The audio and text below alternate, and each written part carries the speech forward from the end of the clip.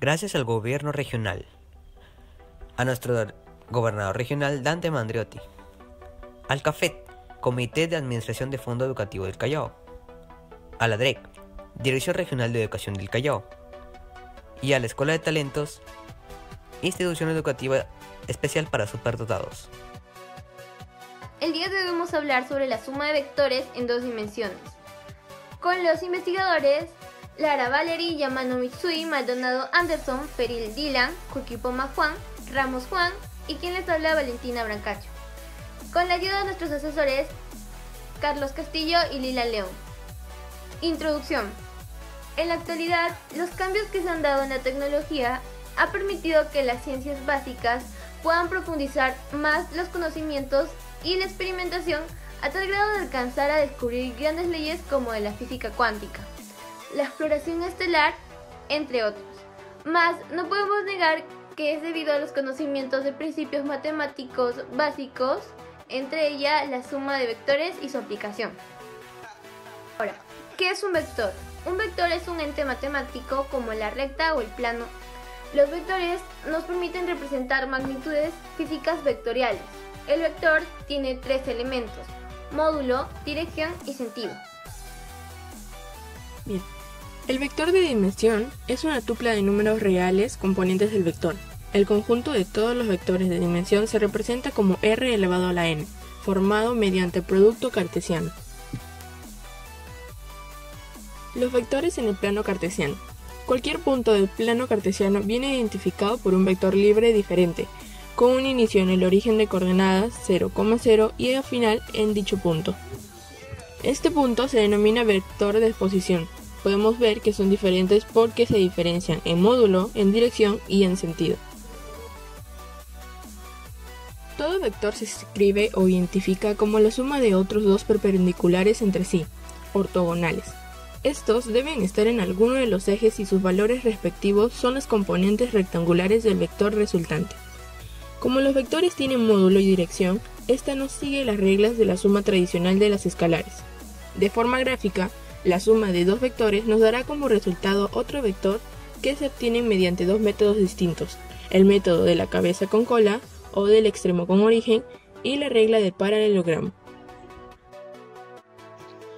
Suma de vectores matemáticamente. Bueno, sí podemos sumar vectores matemáticamente. Supongamos que tengamos dos vectores, vector A y vector B. El vector A valdría 4,3 según su ubicación en el plano cartesiano y el vector B valdría 2,5 según su ubicación en el plano cartesiano.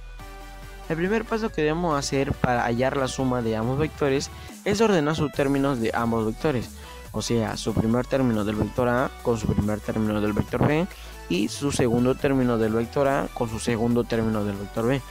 Luego de haber ordenado los vectores, los términos, solo nos quedaría una suma común y corriente pendiente por resolver.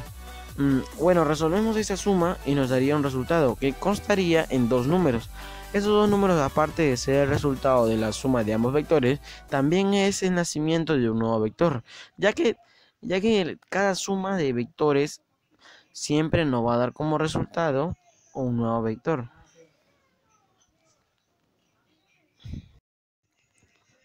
Bueno, y si tenemos 4 o más vectores, también la suma sería igualmente como en la anterior. Lo primero que debemos hacer, como ya lo dije, es ordenar los términos de todos los vectores que están sumando.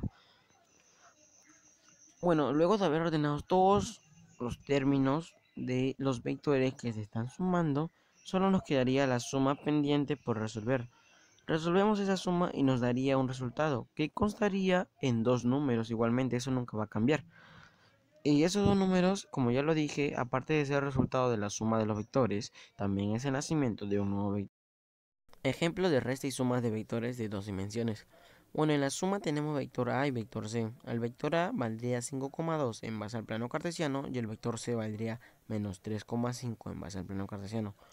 Bueno, lo primero que debemos hacer es poner las letras de ambos vectores de manera que se estén sumando e igualarlas a ellas mismas, pero en vez de poner las letras, le ponemos los números en base al plano cartesiano. Y luego de eso tendremos que ordenar los términos como ya lo dije anteriormente, o sea, primer término del vector A con el primer término del vector C y el segundo término del vector A con el segundo término del vector C. Luego de eso nos quedaría una operación y solo nos quedaría por resolver esa operación. Esa operación nos daría como resultado dos números que constaría en el resultado de esa suma y aparte en el nacimiento de un nuevo vector. Bueno, en la resta de igual manera que en la suma tenemos dos vectores, el vector u y el vector v. Bueno, el vector u valdría 2,3 en base al plano cartesiano y el vector v valdría 7, menos 5 en base al plano cartesiano. Bueno, tenemos que poner las letras de manera que se estén restando e igualarlas a ellas mismas, pero en vez de poner sus letras ponemos su número de ambos vectores. Bueno, acá hay una diferencia en esta resta, que es el número 2 que está acompañando al vector u. Bueno, ese número 2 pasamos de igual manera al otro lado, pero esta vez acompañando a la cantidad del vector u. Bueno, ese número 2 solamente va a afectar a ese vector, ya que al vector v no le va a pasar nada, va a seguir igualmente. Bueno, multiplicamos el número 2 por la cantidad del vector u y nos saldría 4,6, que sería el valor específico para ordenar los términos con el vector v. Bueno, ordenamos sus términos, como ya lo dije, primer término con primer término y segundo término con segundo término, y en ese nos quedaría una operación por realizar. Realizamos esa operación y nos daría un resultado que constaría en dos números, y ese número sería el resultado de esa resta. Ahora hablaremos un poco sobre la ley de cosenos. Esta es usada para encontrar las partes faltantes de un triángulo no rectángulo, ya sea cuando las medidas de dos lados y la medida del ángulo incluido son conocidas, o también cuando las longitudes de los tres lados pueden ser conocidas. En cualquiera de estos casos es imposible usar la ley de los senos, porque no podemos establecer una proporción que pueda resolverse. Esa ley de cosenos podemos usarla mediante el método del paralelogramo, y con esta podemos encontrar la magnitud del vector resultante de dos vectores. Es muy parecida al teorema de Pitágoras, y se podría decir que es un caso especial de la ley de los cosenos. Tiene aplicaciones junto con la ley de los senos para el problema del ángulo de orientación para un avión sobre el viento. El cálculo de la orientación de avión necesaria para contrarrestar la velocidad del viento y situarse a lo largo de la ruta deseada hacia un destino es un problema clásico en la navegación aérea, en la cual se emplean las dos leyes. Bueno, a continuación voy a hablar acerca del método del polígono. El método del polígono consiste en colocar los vectores uno detrás del otro de tal forma que estos tengan un solo sentido en cuanto al recorrido total. Después de haber hecho esto, tenemos que trazar una recta de inicio a fin y colocar el sentido de inicio a fin, vale la redundancia. Una vez que hemos hecho esto, podemos decir lo siguiente, que A más B más C es igual al vector resultante. Ojo, estamos hablando aquí de equivalencias en cuanto al vector resultante. Es decir, A más B más C tienen un vector resultante aparte. S vendría a ser un equivalente a el vector resultante. Y por lo consiguiente, ya que A más B más C es un vector resultante, van a ser iguales también a S. No estamos midiendo